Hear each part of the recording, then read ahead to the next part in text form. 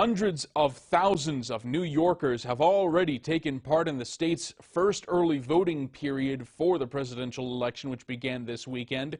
Many locations saw long lines as people were eager to participate. News Channel 34's Karina Capabianca has the latest from Albany.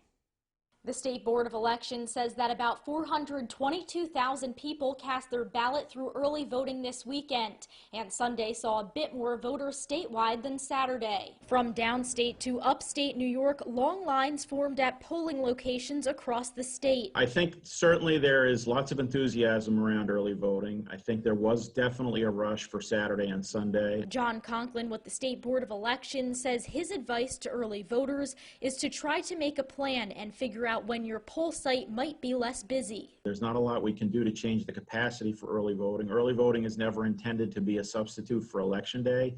It's always basically a smaller version of Election Day.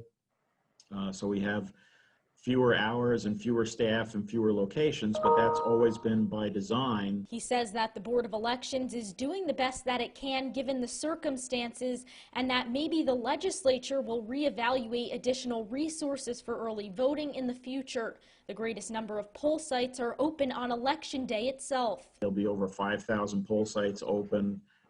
The Election Day will run from 6 a.m. to 9 p.m. So there's 15 hours of voting and the most number of poll sites available for voters to come out if they haven't already done early voting or absentee voting. Early voting runs through Sunday, November 1st. Of course, the general election day is Tuesday, November 3rd. That's also the last day to mail or drop off an absentee ballot. In Albany, Karina Capabianca.